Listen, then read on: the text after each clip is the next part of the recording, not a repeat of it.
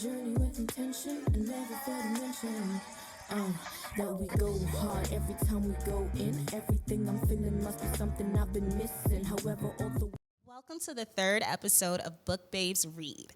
Thank you all for tuning in. We are super excited to be discussing our new theme, which is self-help / self-growth. But before we begin, I'm going to let the ladies introduce themselves. I'll begin. I'm Danica. Hey y'all, I'm Bridget. Hi, I'm Takesha. And I'm Erin. So as I stated before, we'll be discussing books that focus on helping you to reflect on your own experiences and behaviors and to help you become the best version of yourself. Just a disclaimer, we are not licensed therapists.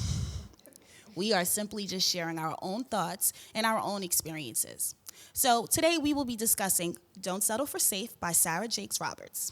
She is said to have redefined what it means to be a modern woman of faith and has touched many through her messages, books, and videos. Sarah Jakes Roberts is not just a writer.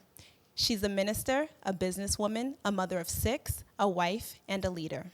Though Sarah initially steered clear of ministry, she found her purpose when she began overseeing the women's ministry of her church. Her honesty, transparency, and vulnerability has allowed her to connect with a wide audience while leading her to inspire and empower readers and listeners.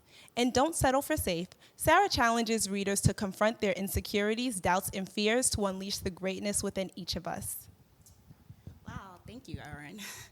So in the book, Sarah is very transparent. She shares her ups and downs. For example, she had a baby at 14, was married at 19, and then divorced 4 years later. And so one of the things that she talks about at the beginning of the book is playing it safe makes winning impossible.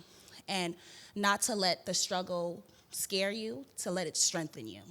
And for me, being comfortable is so much easier than, taking that leap sometimes. However, we know in order to grow, we must be able to let go. So what do you guys think about that quote? I'll start. Okay. It's definitely a common thing now. I think that, I don't know if it's because we're getting older or is it just, I don't know, people are more thoughtful, that we're thinking a lot more of stepping out of our boundaries, right? Stepping out of what feels safe and comfortable. So you hear it a lot now, like take that leap of faith, do what you want. So like hearing her reinforce that was great to hear. Well, I know for me personally, stepping out of my comfort zone is difficult. Oftentimes, and I was just talking about this, I feel like I'm forced into situations where I'm uncomfortable, and then I find myself thriving, right? So I could have just taken that step and that move myself, but I was just too scared, to be honest, most of the time. So a lot of times I feel like I don't do it either. So when I heard the quote, I thought the same thing. Like, it was very reinforcing. Like, okay, what are you holding back from now, and when are you going to step into those uncomfortable situations? Go ahead.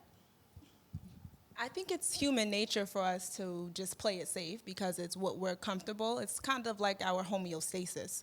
So once we get into a point where we're uncomfortable, we kind of, I think it's like adrenaline almost. Like you just start moving. And, I think it's a good thing, but it's a scary thing to think about. So I actually have a family member who's in their 40s and they told me they've been playing it safe their whole life. And that, right, and it is, it's scary, but when we think about jumping into something now that's not safe, it seems like it's even scarier, but you don't want to turn around at 50 and you've been playing it safe your entire life. Yeah. So. Yeah, so thinking about that, do you think like when you play it so safe, you can actually find your purpose? Because in the book, she talks about not finding your purpose, letting your purpose find you. And so if you're constantly playing it safe, will your purpose ever find you? I don't know. If I'm being honest, I really don't know. Because a lot of times we just literally play it safe. And like I said, I'm only thrown into situations and then I start to be like, oh, maybe this was my purpose. So I can't remember, even if we could think about it, when's the last time any of us have stepped outside of our comfort zones and did something that made us truly uncomfortable? Like, I can't think of the last time I willingly put myself in an uncomfortable situation. So like you were saying with the person who was, 50? I don't know. Will I ever find that purpose? I don't know. And I think it's interesting actually because she really wanted nothing to do with ministry. She said it.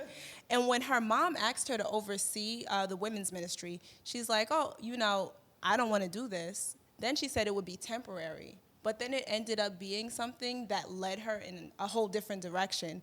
So I think if you do play it safe, there's no way of finding your purpose. I just don't see how it could possibly happen because you never get into a place where you see something different. I also think too that it depends on how you're playing it safe. Because some people, they may automatically know exactly what they want to do, know their purpose, and maybe they're already in it. So maybe they don't need to take that act of or that leap of something different. So I think it just depends on the person and where you are in your life. But isn't that still playing it safe? Because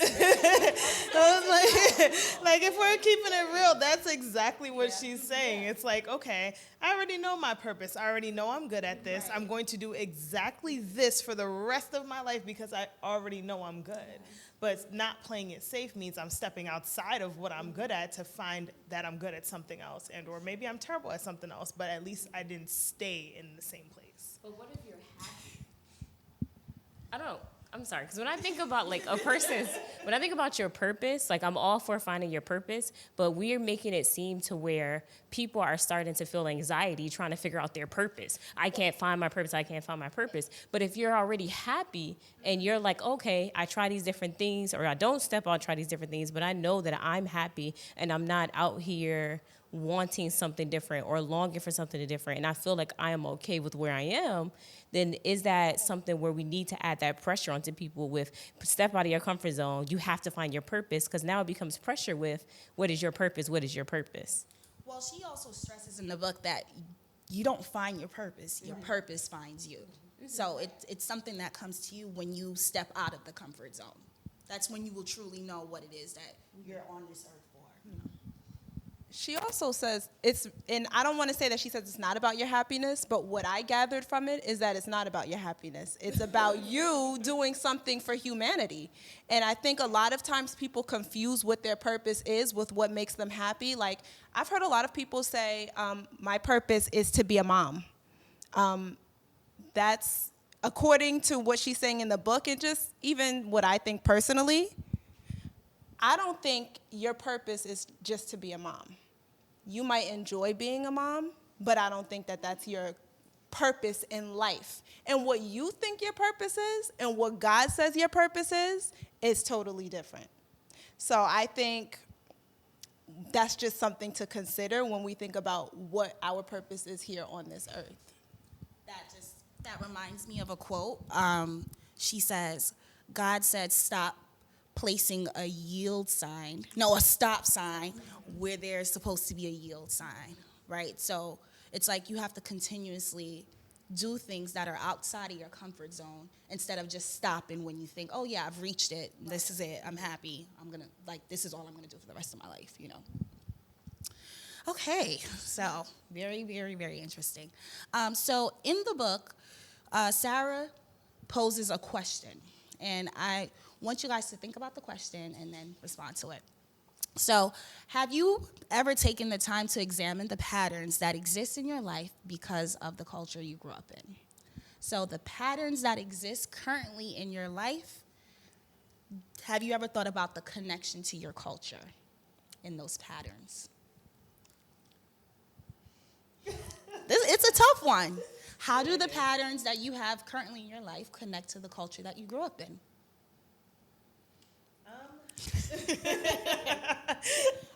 Well, right. Forgive me. But I think they connect deeply. Specifically, I think about imposter syndrome. It's not something that was specifically named in this book, but I think about how often I feel like an imposter specifically at work, right? Mm-hmm. I work in corporate America. It's predominantly white. So for me, I always feel like I don't necessarily belong. And when I think about culturally, most of the time when my parents were upbringing us, it was in classrooms where I was one Black person in a classroom. So I feel like that perpetuates my life, and I always am constantly thinking about it because I've never been put in a situation, except for college. College was nice and Black. But outside of that, where I've been predominant in a space or an area. And also just culturally, I'm Caribbean, so, they're strict as hell. So even that plays into my life and feeling like I want to be safe in, I guess, everything. I just want to give one example so that I'm not getting too specific. For years, I burned my hair when I would comb it.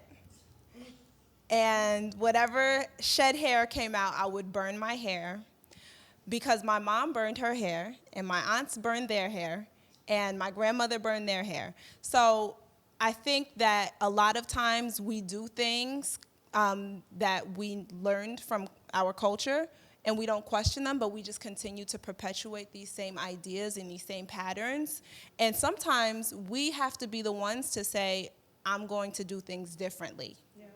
So I just use that as an example because I don't want to get too specific in anything else, but it's, that's just one example of things that we do culturally, and there are many. And sometimes you have to stop and say, did this really work for me? Is this efficient? Is this the best route?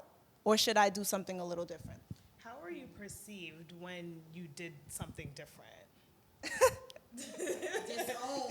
Right. That's why I say cultures, that's Right. why people don't do it all the time. But it's challenging because I will tell you that it took me years to stop burning my hair. And it sounds like such a small thing, but I just stopped burning my hair within the past year. So just thinking about how old I am, which I'm not going to say, but it took that long for me to stop burning my hair. These patterns take a long time for us to break. So, and it's not well received. For me, the patterns kind of like connect with the mindset of mostly the adults in the culture. So things like you shouldn't move in with a man before you get married, or in my culture, you could live at home as long as you want. You don't have to move out. And so, like, these patterns, like you said, are they really helpful? Or, is it really healthy? Is it helping me to grow? So those are things that I, think about when I think about the patterns and the mindset of the people in my culture and how it affects me now as an adult.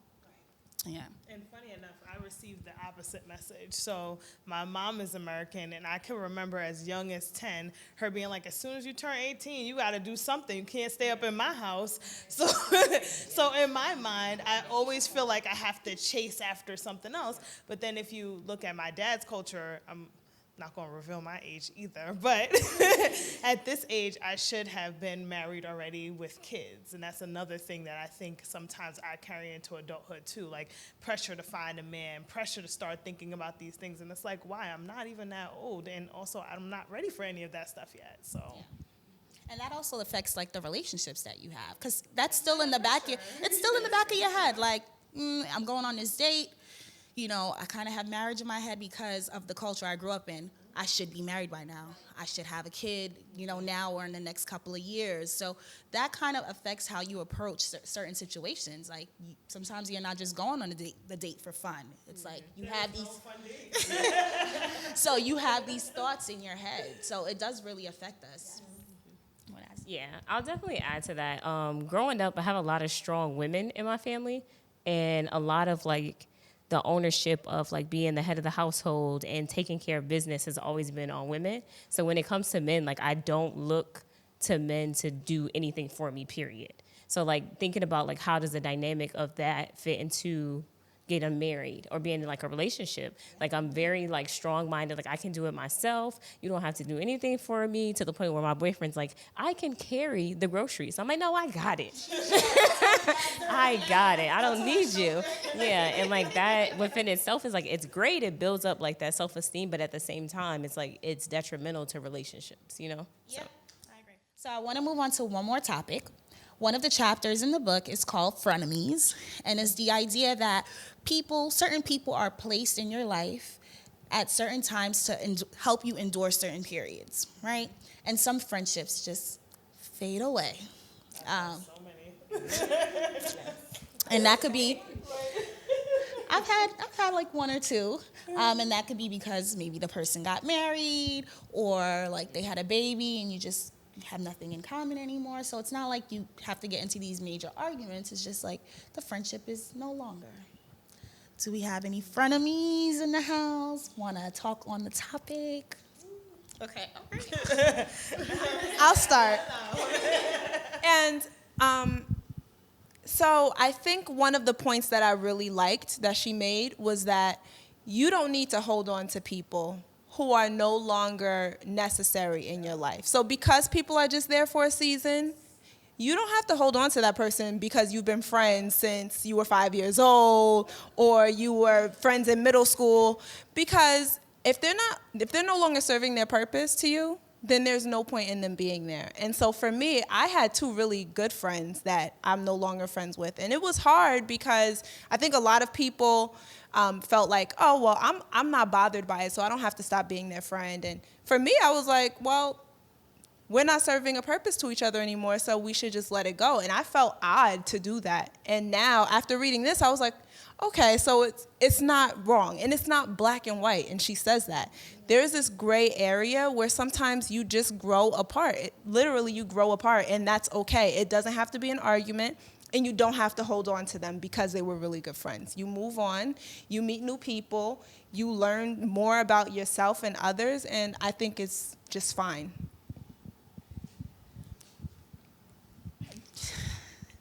I'm just thinking, like, if I were to stop being friends with one of you guys, it would, like, break my heart. And we've been friends for a really... No, I'm so serious. Like, and we've been friends for a very long time. I want to say, like, 10 years over here, something like 8 years over there. So it's like, it would break my heart. It would be really, really, really hard. So I agree with everything that you said, but it's like... when you have so many years in and just to fade away without an argument, to me is much harder. Like if there was a big blowout, okay, bye. But when it just like fades away, you're like, yo, what happened to that friendship? And so that's what's hard for me to like truly understand or fully understand. I mean, I agree with both of you. However, I do think there are times where people no longer serve literally a purpose in your life, where I'm texting you just happy birthday, happy new year. Like I'm just doing regular things to get by in the motion. Sometimes nothing happens. I think in 2018, and So y'all just mad stopped specific, texting? I'll say it. Nobody texted No, I saying feel what's like you going on? say, no, I feel like you say to the person, like, this is it. Like, we're done. We're done for. Like, and it doesn't it sounds mad crazy. We're done. No. So for me personally, when I was in 2018, for some reason, I just felt like I needed a refresh. Like, I was like, I feel like I have too many people in my life who don't serve any kind of purpose. I don't know why you're here. And so I gladly sent them text messages letting them know that that's how I felt, and that unfortunately I don't think there's a way for us to recover from this.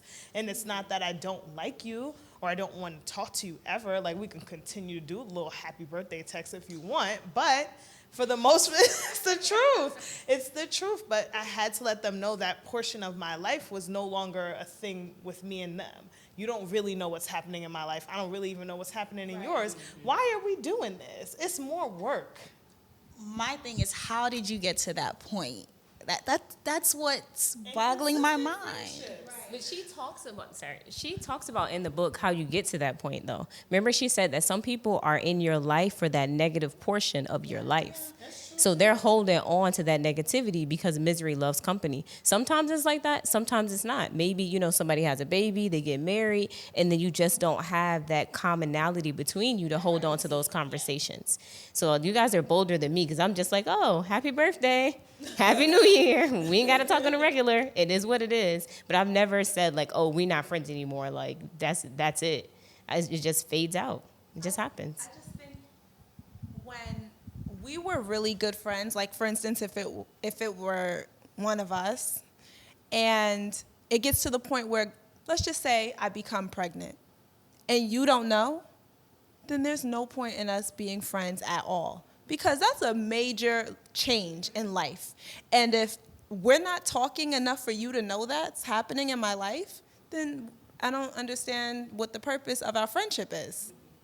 And I think with age, that changes. When you're younger, you have friends who may serve a totally different purpose. And when you grow up, you realize I don't need that type of friend anymore.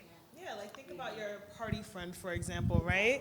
Like when you had that party friend you was with that person every single day, and if you ask people, you were absolutely inseparable.